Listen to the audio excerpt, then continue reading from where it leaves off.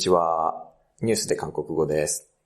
今日はジュジュさんはいません。私一人でソウルにおります。今日はですね、いつもニュースを読んでいますが、そのニュースの元となっているハフポストコリアというネットメディアのオフィスにお邪魔しています。私の目の前に今編集長のキムドフンさんがいらっしゃいます。안녕하세요。안녕하세요。 예. 하프포스트 코리아가 사실 시작한 지 얼마나 됐어요?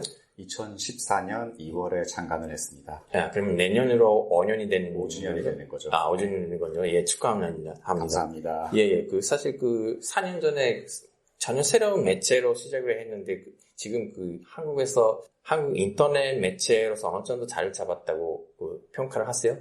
수치상으로 보자면 한국에 있는 모든 매체 중 페이스북의 팔로워 숫자가 탑 10 안에 들어가고 있고요. 한국에서요? 네, 그렇습니다. 예. 본사라고 할 수 있는 한겨레 신문사의 팔로워 2배 정도 어렵죠, 저희가. 예. 그래서 항상 한국에서 새로운 인터넷 뉴미디어를 얘기할 때 저희가 빠지는 일은 없을 정도로 어떻게 보면 거의 4년 만에 탄탄하게 입지를 좀 구축하고 있다라고 볼 수 있을 것 같아요. 그렇군요. 예.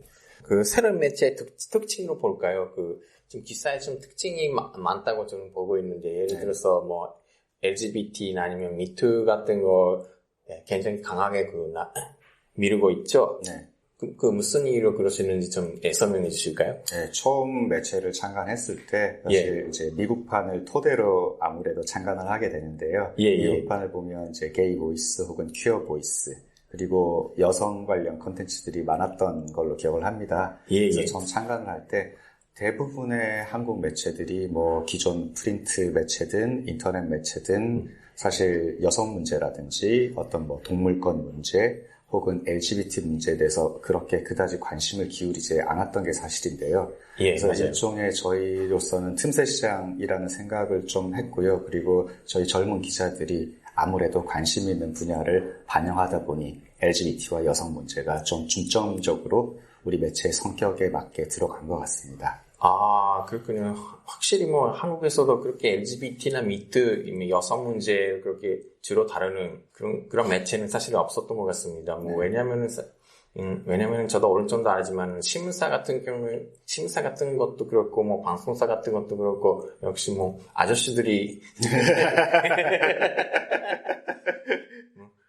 회사 들어가면 거의 다 아저씨들이고 그 아저씨들이 생각하고 아저씨들 지시를 내고 젊은 기사도 그렇게 생각하면서 쓰는 기사가 사실 많거든요. 네, 그렇죠. 지금 하프포스트 코리아가 몇 명 정도, 스태프가 몇 명 정도가 됩니까?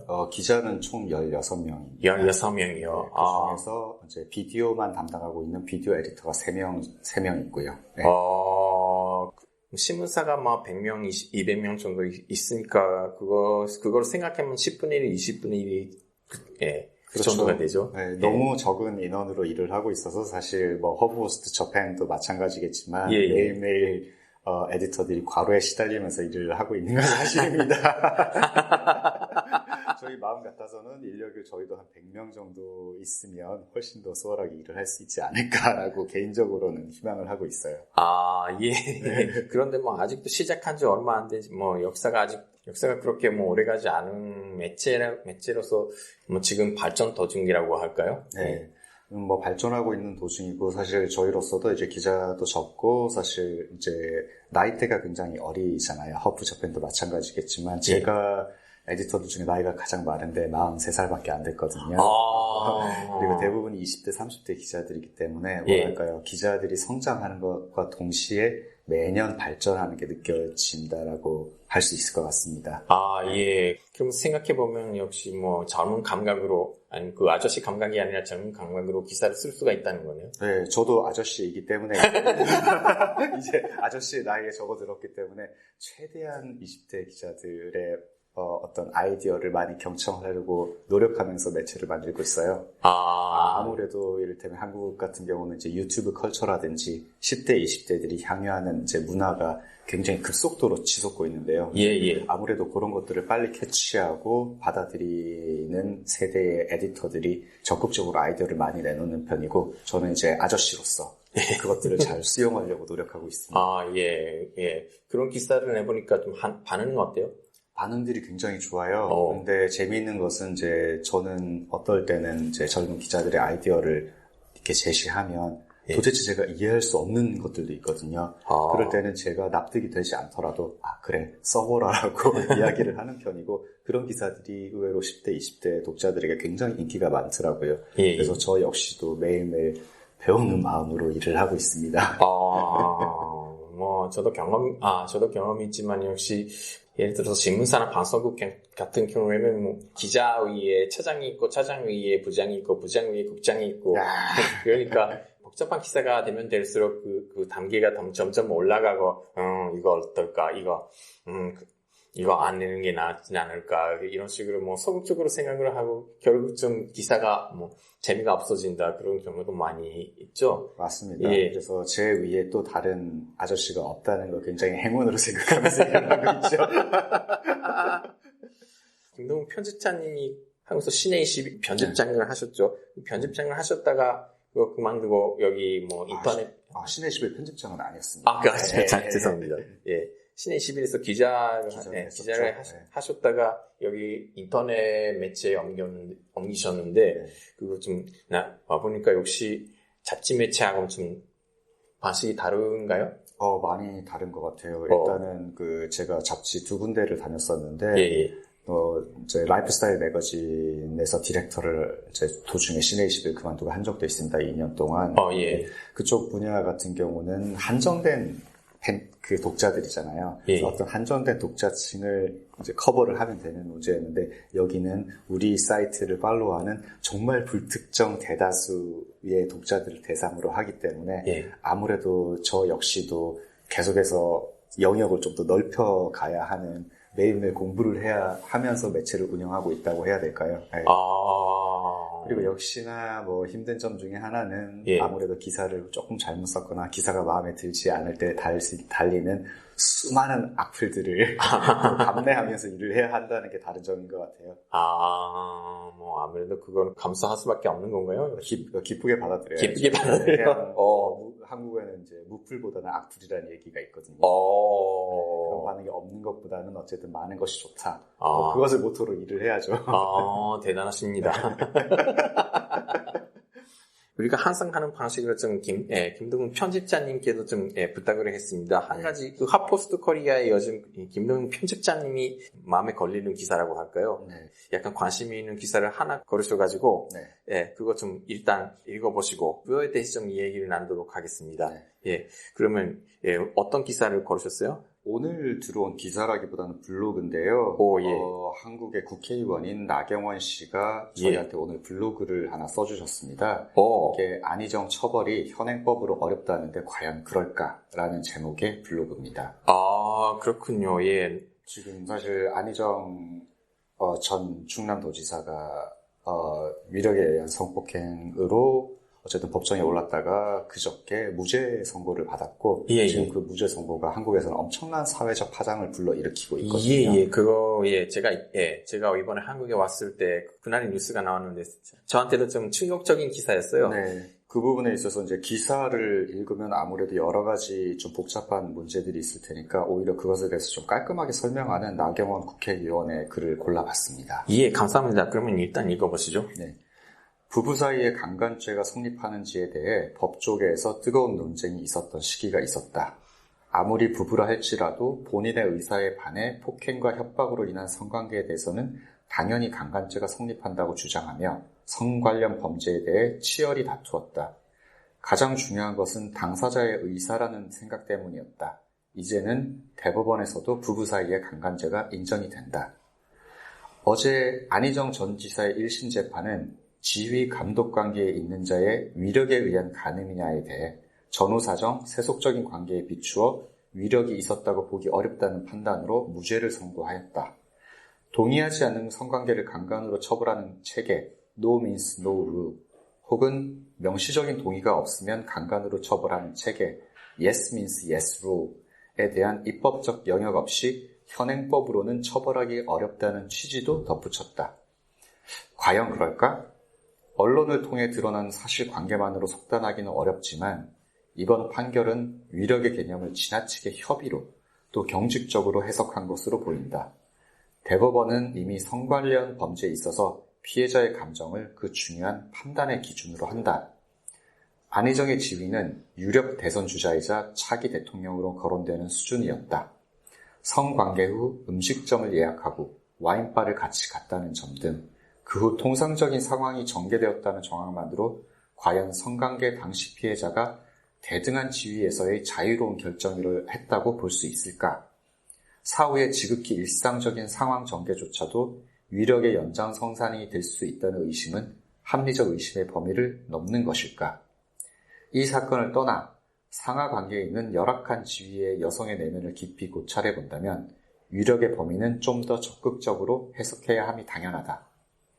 반세기 전만 해도 성범죄 피해자인 여성에 대해 치마가 짧다, 옷을 야하게 입었다는 등의 이유로 피해를 유발할 만했다는 식의 언급을 아무렇지도 않게 하던 때가 있었다. 이제는 이와 같은 인식이 성희롱적이고 상황에 따라 인권 침해적 요소도 될 수 있음을 사회 전반적으로 인정하고 있다. 1심 판결에 대한 사회적 논란이 커지고 있는 만큼 사회의 일반적 생각이 가야 할 방향과 아직 거리가 있다면 서둘러 입법적 영역에서의 조치가 필요하다고 본다.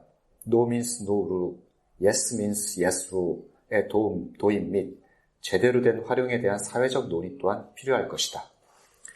예, 감사합니다. 안희정 전 지사. 네. 예, 안희정 전 지사가 사실 작년 대선이 유력 주자의 하나였고, 이렇게 성폭행을 당했다고 고백한 사람이 나온 것도 우리에게는 사실 충격적인 뉴스였지만, 사실 안희정 전 지사가 기소되고, 그래서 전면적으로 그것에 합의된 관계였다고 주장을 하면서 무죄 판결이 나왔다는 것도 사실 충격적인 뉴스였다고 할 수가 있습니다만, 사실 편집자님 이 뉴스를 어떻게 보셨어요? 안희정 전 지사의 무죄 판결은 어떻게 보세요? 상당히 충격적인 결과였고요. 예. 이제 사실 저희 안희정 전 지사 같은 경우는 저희 허프포스트와 대선 주자일 때 단독 인터뷰를 한 적도 있기 때문에 예, 저희로서는 이제 안희정 지사가 아마도 문재인 대통령 집권 이후에는 정말로 대선 주자로서 가장 선두에 서 있는 인물이라고 생각을 했습니다. 예. 그래서 애초에 이제 미투가 터졌을 때만 해도 저희 뉴스룸 전체가 비명을 지를 정도로 충격적인 뉴스였죠. 예. 그리고 이번 선고 결과도 사실은 상당히 충격적인데 그럼에도 불구하고 제 주변에 있는 법조인들은 무죄를 받을 수밖에 없었을 것이다라는 그런 평가를 내놓더라고요. 왜냐하면 이번 미투와 안희정 전 지사의 성폭행을 폭로한 김지은 씨 측이 내놓는 증거가 법리상으로는 너무나 부족한 증거들이다라는 입장들을 제 페이스북에도 여러 이제 법조인들이 내놓고 있습니다. 근데 법조인들의 그런 평가와는 크게 관계가 없다고는 할 수 없지만 최소한 지금 한국의 법이 어떤 성폭행이나 성희롱에 있어서 위력에 의한 강간, 위력이라는 부분을 지나치게 좁게 해석하고 있는 것이 아닌가라는 문제는 제기할 수 있을 것 같아요. 김준 씨가 내놓은 여러 증거 중에서 증거로 제대로 이제 받아들여지지 않았던 것 중에 하나는 안희정 지사와 성관계를 가지고 난 그 이후에도 둘이서 같이 안 지사가 좋아하는 음식점에 같이 먹을 것을 밥을 먹으러 갔다거나 혹은 그 뒤에도 친구들에게 안 지사를 존경한다라는 메시지를 보냈다거나 그런 것들 때문에 안희정 지사에게 무죄를 선고를 했습니다. 하지만 두 사람의 관계는 어디까지나 한 명은 대선 유력 주자인 도지사였고 한 명은 비서라는 포지션이었다는 것 때문에 사실 거의 그 일상에 있어서 위력이라는 것이 계속해서 존재했다라고 볼 수밖에 없는 것 같아요. 그래서 현행법상으로는 어쩔 수 없이 무죄를 받았지만 향후 한국 사법 체계를 바꾸어서 위력에 의한 강간이라는 부분을 좀 더 넓게 해석해야 지금 같은 이런 무죄 선고와 같은 일이 다시는 일어나지 않지 않을까라는 생각을 갖고 있습니다. 그렇군요. 역시 그러면 현행법에서는 그렇게 유죄가 되는 게 굉장히 어렵다고 그런 게 동의를 하시는가요? 동의를 정확하게 할 수는 없고요. 그럼에도 불구하고 어디까지나 법은 법이고 그 법을 해석하는 법관에게 달려있는 것이 아무래도 재판 아니겠습니까? 그래서 현행법에서는 문서상으로는 위력에 대한 강간 범위가 좁게 해석을 하고 있지만 예. 그런 것은 판관이 충분히 조금 더 광의적으로 예. 사회적인 어떤 변화상을 받아들여서 넓게 해석할 수도 있는 부분이었을 거라고 생각합니다. 아, 예. 저도 사실 뭐 한국의 뉴스를 다루면서 여러 가지 뭐 생각을 하고 있었는데, 사실 한국에서는 성범죄에 대한 그 심리가 약간 너무 가해자적으로 좀, 기울지는 않을까, 그런 식으로 좀, 이게 지금 안희정 지사뿐만 아니라, 여러 가지 그 성폭행 판결을 보면서 좀, 제가 좀 소감을 좀 느껴왔던 건데요. 네. 그런 거는 없어요? 있지요. 당연히 그 성폭행 피해자들에게 여전히 어쨌든 불리하게 법리가 적용되는 상황이고요. 예. 그렇기 때문에 안희정 지사가 무죄 판결을 받자 사실 수백 명, 수천 명의 여성들이 그 사법부 앞에서 시위를 벌였습니다. 그 같은 경우는 단순히 안희정 전 지사가 무죄를 선고받았다는 것뿐만 아니라 그 이전에 있던 언제나 성폭력 피해자들에게 불리하게 적용되는 그 법리에 대한 어떤 여성들의 분노가 한꺼번에 폭발해 나온 거라는 생각이 들거든요. 예. 이를테면 예전에 이탈리아에서도 비슷한 어떤 판결이 난 적이 있는데 여성이 청바지를 입고 있었기 때문에 그 청바지는 자의가 아니면 벗을 수 없는 타이트한 청바지이기 때문에 그 피해자에게 불리한 어쨌든 판결을 내린 그런 사례가 있는데 한국에서도 그런 사례가 굉장히 많은 편이에요. 그래서 전반적으로 이 성폭행 피해자 그리고 성폭력 피해자들에게 불리하게 작용하는 이 법을 바꾸기 위해서는 어쨌든 사법 체계의 어떤 변화가 분명히 있어야 할 거라는 생각이 들어요. 그렇군요. 네. 정황이 따라서 뭐 사실 비교해가지고 말할 수는 좀 약간 어렵지도 모르겠지만 사실 이 정도 사실관계를 엄격하게 따지고 보면은 박근혜 전 대통령도 문제가 되지 않을까 그런 그럴 수 있죠. 이렇게 왜 이 정도로 그냥 그 법리상에 있는 것을 이제 문자 그대로 해석을 한다면 사실 어떻게 보면 박근혜 대통령도 무죄 판결을 받을 수가 있었겠죠. 그러나 어디까지나 법이 문제라기보다는 그 법을 해석하는 사람의 문제가 아닌가라는 생각이 듭니다. 아마 많은 분들이 사실 걱정을 하고 있는 부분 중에 하나는 일본에서도 미투 폭로가 있었지 않습니까? 한국 같은 경우는 이제 작년부터 미투 폭로, 미투 운동이 굉장히 열정적으로 일어났거든요. 근데 만약에 안희정 씨가 무죄를 받은 것은 상징적인 의미가 되지 않을까 싶습니다. 이렇게 되면 미투를 하고 싶은 사람들, 혹은 이미 미투를 해서 법률적으로 이제 싸우고 있는 사람들, 혹은 미투를 하고 싶어하는 피해자들, 이런 사람들이 결과적으로 이제 뭐 법률상으로 자신들이 계속해서 피해를 입게 된다면 더 이상 미투를 하지 않게 되고, 그렇게 된다면 지난 2년간 한국 사회를 어느 정도 좋은 단계로 올리기 위해서 여성들이 굉장히 용감하게 나서서 했던 그 미투 운동 자체의 힘이 좀 사그라들지 않을까라는 걱정들을 여성계 그리고 많은 시민들이 하고 있는 것 같아요. 만약에 그런 정치적인 의도가 있었다면 굉장히 무서운 일이라고 할 수도 있네요. 의도라기보다는 아무래도 뭐 법관들도 굉장히 남성 사회이기 때문에 그런 사고 방식을 혹시 당연하게 받아들여가지고 이런 판결이 나왔지 않을까. 그렇습니다. 그리고 뭐 미래는 제가 보기에는 이제 여성 법관들의 수도 지금보다 훨씬 더 궁극적으로 늘어나야 하지 않을까. 라는 생각까지도 미치더라고요.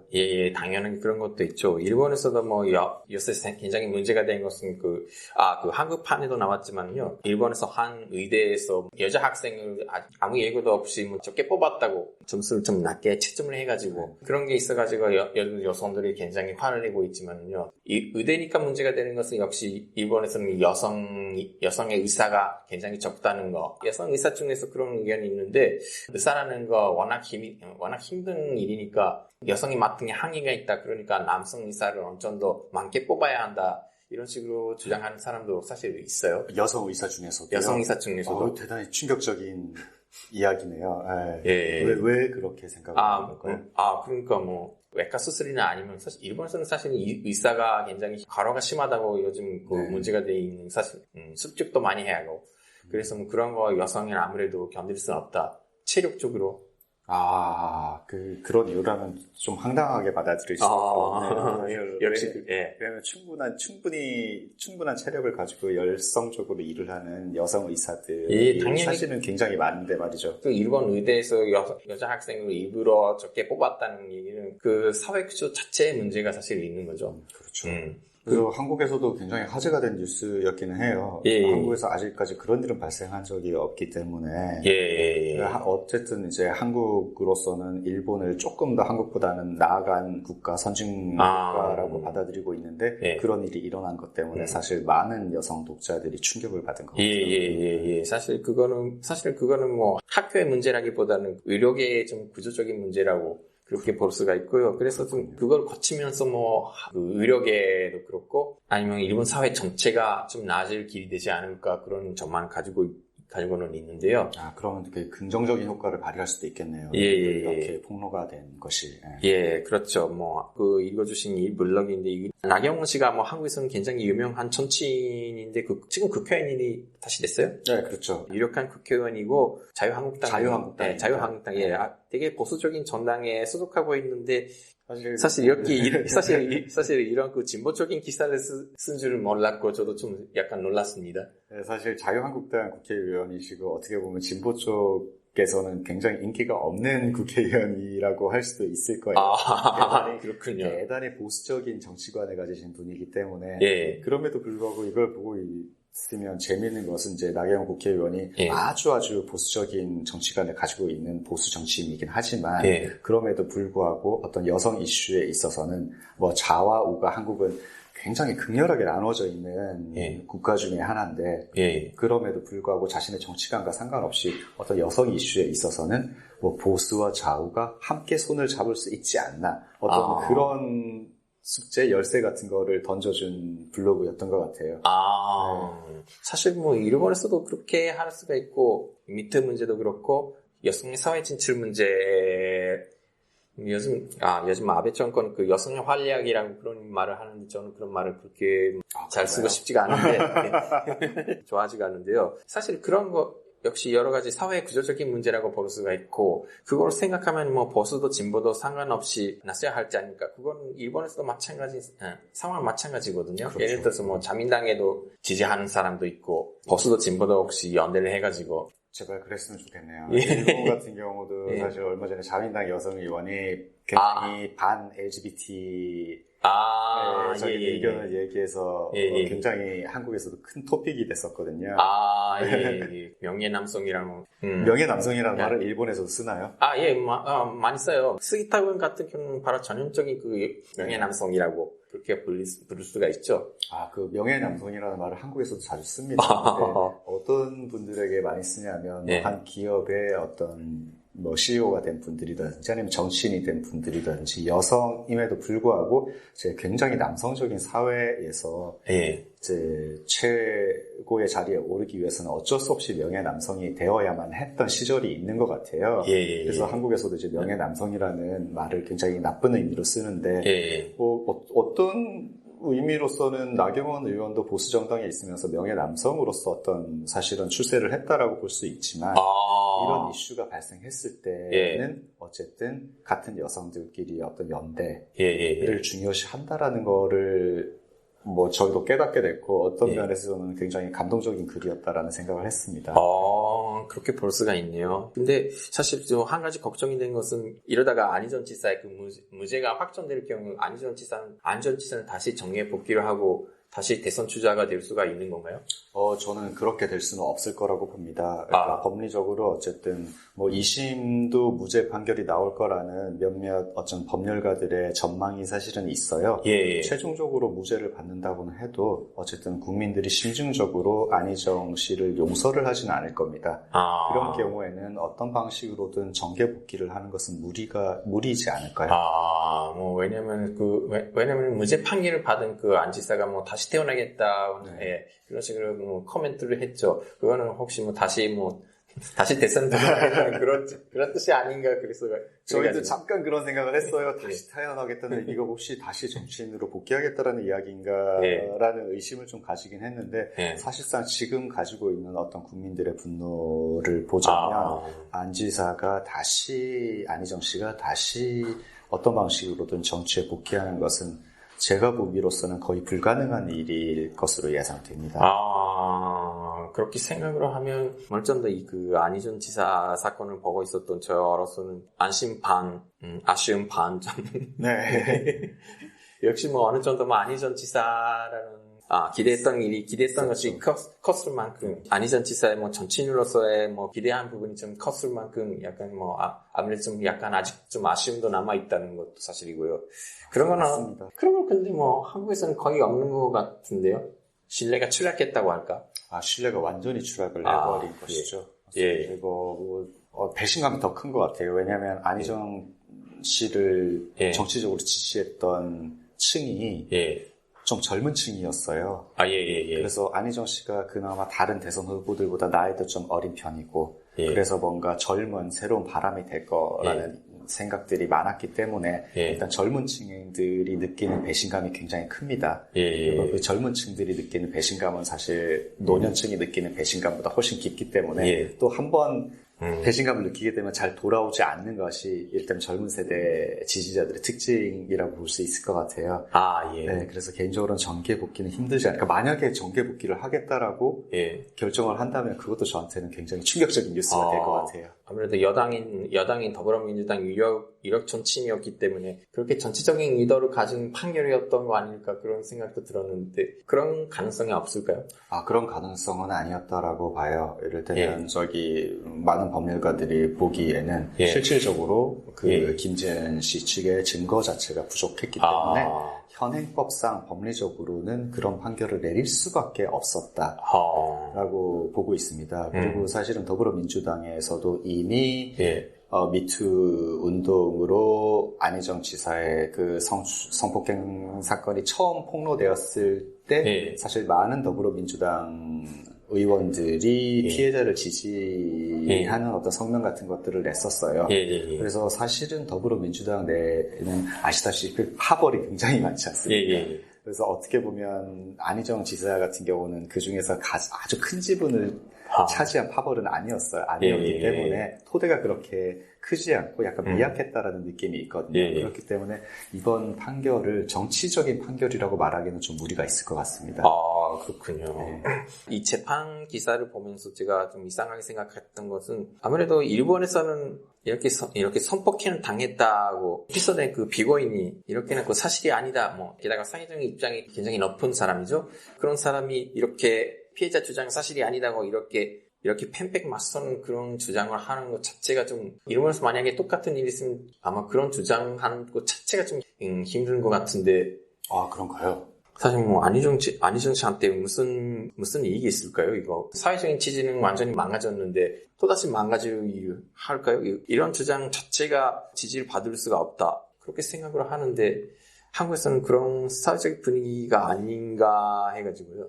이렇게 왜 사실이 아니다고 팽팽하게 맞선 이유가 사실 저도 그 부분은 참 해석하기가 힘들긴 한데 어떻게 보면 개인적으로는 그냥 가족을 지키고 싶다라는 어떤 욕구에서 나온 팽팽하게 맞선 게 아닌가라는 생각도 들었습니다. 왜냐하면 여기서 지든 이기든 사실 정치적인 토대는 이미 잃어버린 것이나 다름이 없거든요. 그래서 그렇다면 이제 이 무죄 판결을 통해서 그가 얻을 수 있는 것은 어쨌든 법률상으로 나는 무죄다라는 이야기를 할 수 있을 것이고, 그리고 이미 이번 일이 성폭행 혹은과 불륜이 섞여 있는 그런 스캔들이 아니었습니까? 거기서 이제 계속 어떻게든 지키고 나가야 할 것은 자신의 가족이라고 생각하기 때문에 아마도 이렇게 팽팽하게 법으로 맞서는 방식을 택하지 않았을까라는 추측 정도는 저도 할 수가 있을 것 같네요. 근데 불륜 관계를 인정하면 그걸 가지고 가족을 지키게 되는 건가요? 글쎄요. 어렵네요. 어떻게 해석을 해야 할지. 하여튼 어쨌든 무죄 판결을 받았음에도 불구하고 중요한 것은 이제 안희정이라는 정치인의 정치적인 토대는 사실상 없어진 것이나 다름없다라고 해석을 하는 게 맞는 것 같습니다. 예, 감사합니다. 오늘 좀 바쁘신데 정말 시간을 내주셔서 정말 감사합니다. 예. 너무 재밌었습니다. 아니. 예, 저도 재밌었습니다. 이렇게 녹음을 하는 게 처음이라서 한국 사람 게스트가 나온 게 사실 처음이거든요. 아, 정말요? 항상 일본 게스트. 일본 게스트, 일본 게스트는 많이 나왔는데, 사실 한국 게스트하고 한국말로 얘기하는 게 처음이라서요. 떨려가지고. 전혀 안 떠지고 잘하신 것 같아요. 아닙니다. 앞으로도 재미있는 기사, 좋은 기사를 많이 내주시면, 알겠습니다. 예. 주변에서 영광이었습니다. 감사합니다.